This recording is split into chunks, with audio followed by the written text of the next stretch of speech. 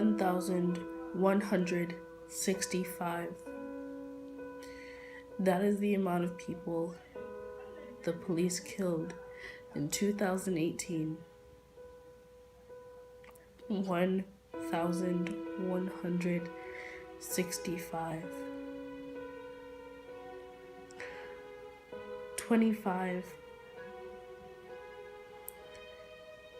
That is the percentage of victims who were Black. 23. That is the amount of days in 2018 the police did not kill anyone. 23 out of 365 days they showed mercy upon us. 23. But when will it stop? When will it be enough?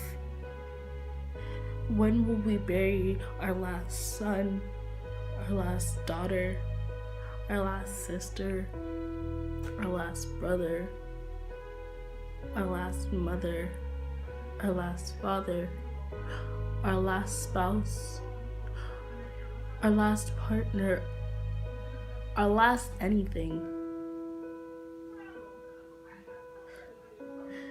When will we stop getting our worlds torn apart? When will people stop fearing the police for killing us and start having faith in them for protecting us? Is that even their goal anymore? How will we ever know? Adults continuously say that children are our future. But how will you ever see that future if we're all gone and dead? If we all have bullets in our hearts and our heads? Stop killing us. Stop. We sin, but who doesn't?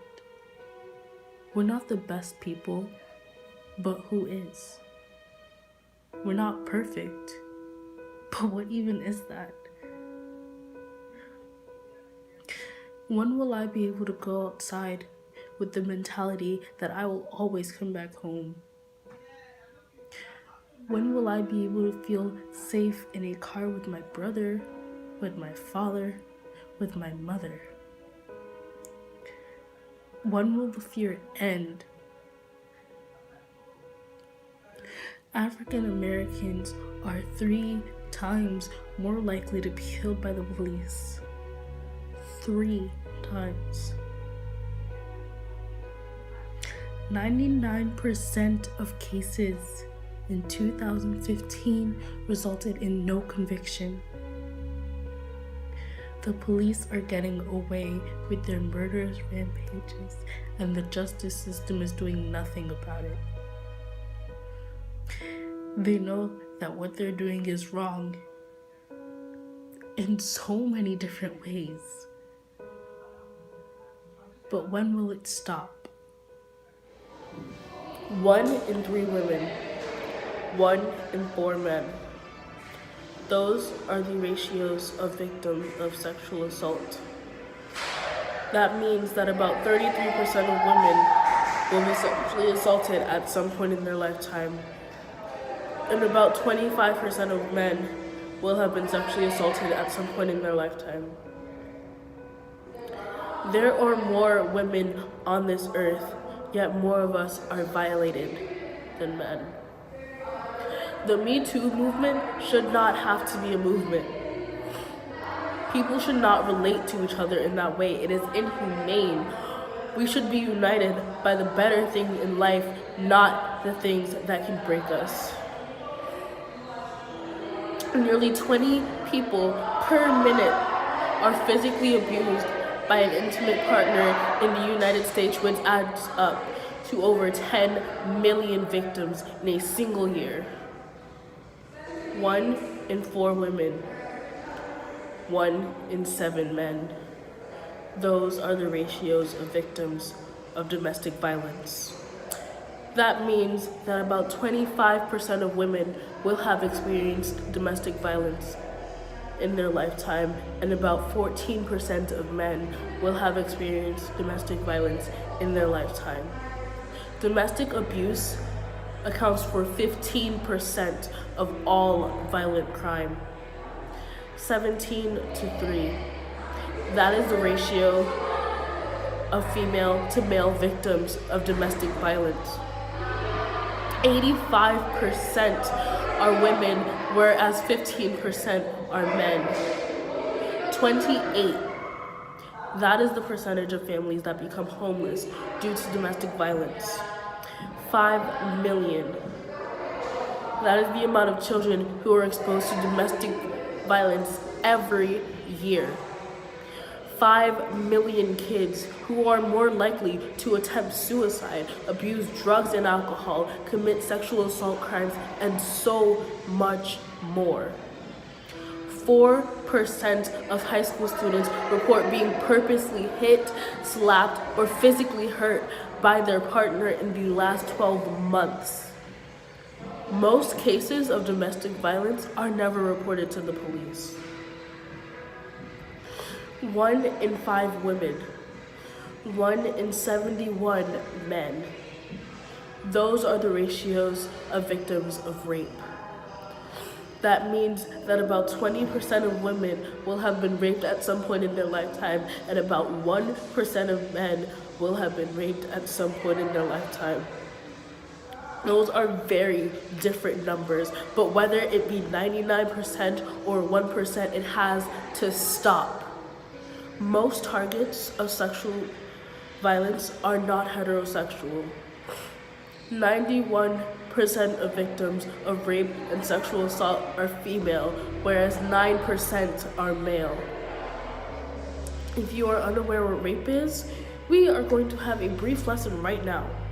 Rape includes, but is not limited to, completed forced penetration, attempted forced penetration, or alcohol or drug facilitated complete penetration.